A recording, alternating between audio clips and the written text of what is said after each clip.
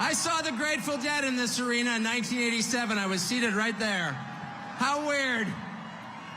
It's such an honor to be here, and it's wild. Just another day following Bobby Kennedy Jr. at a Donald Trump rally in Madison Square Garden. I mean, what? That's totally normal. Liz Cheney's out there with Kamala Harris. And there's Bobby Kennedy calling to protect women's sports at a Trump rally. It's a realignment. It's unbelievable. And the fact that it's here is even sweeter. Imagine if you're, and just pause for one moment. Imagine you're Donald Trump. You're from New York City. You become famous in New York City. You make your fortune in New York City.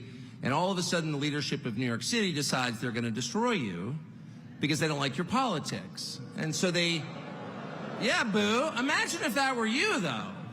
And they try and take everything that you have. They try and put you in prison. They try and put your children in prison.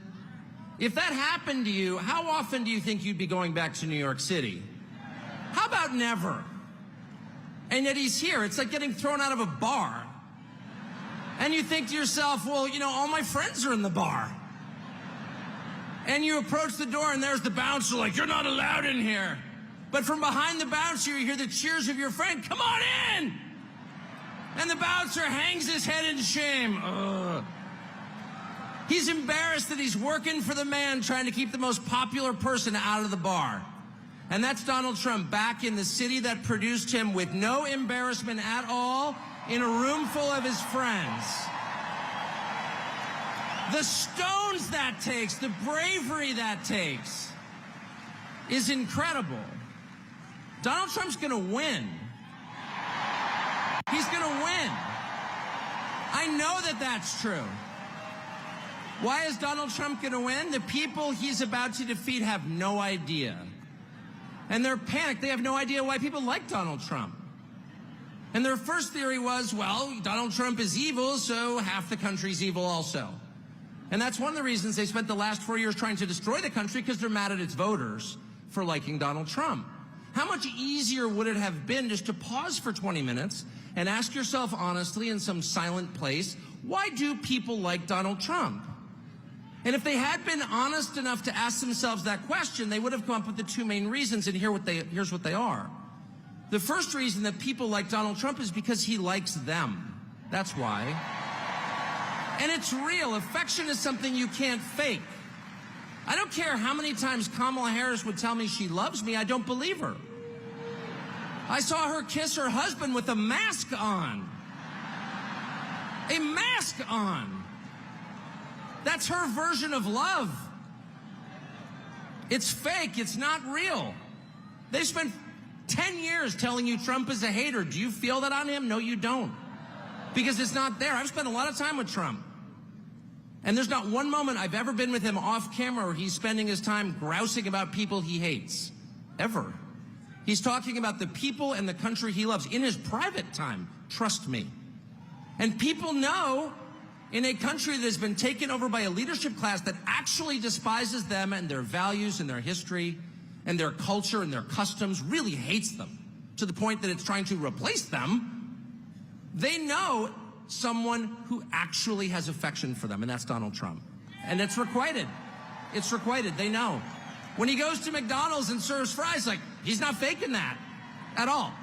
That's why that worked. Democratic media consultants are like, how is that working? Because it's real. That's why. And the second reason that people love Trump, and I put myself in this category, it's why I'm here today, is because he's liberated us in the deepest and truest sense.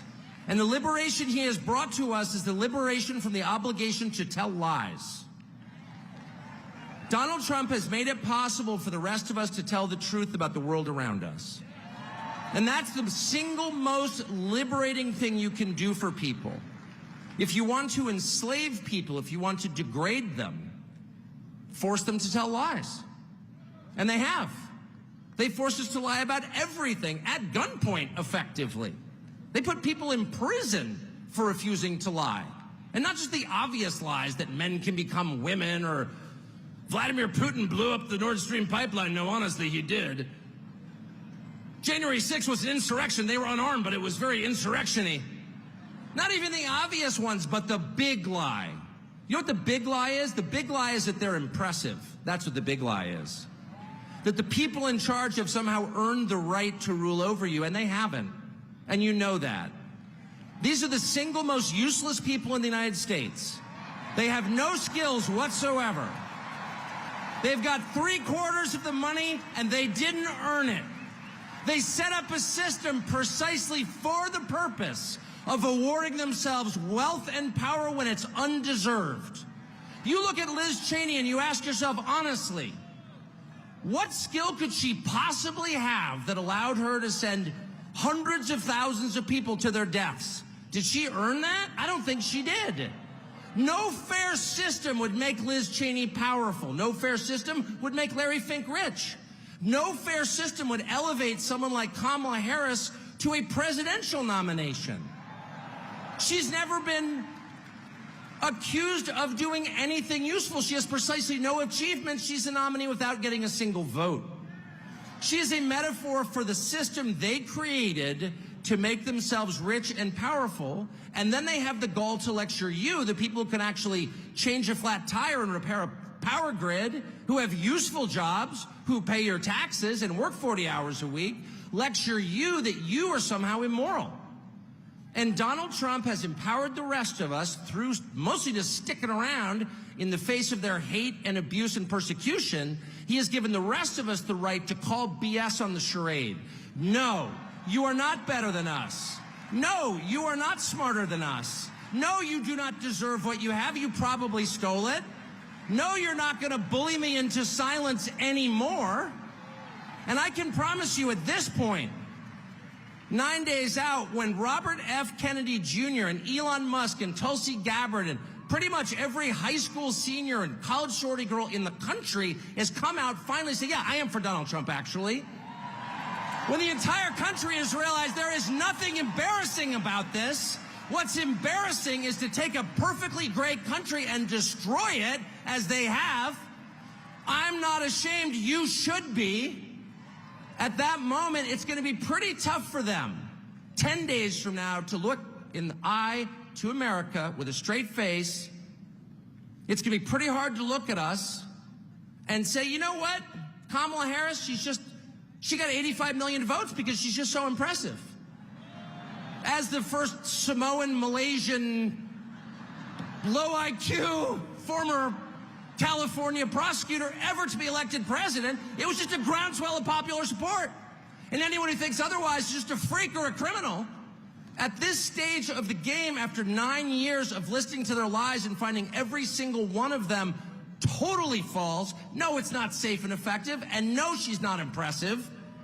It's very hard for me to believe the rest of us are going to say, you know what, Joe Scarborough, you're right. You're right. She won fair and square because she's just so impressive. I don't think so. And to me, that is liberation. It's the freedom to say what's obviously true as a free man and not a slave. And I just want to say thank you, Donald Trump, for that.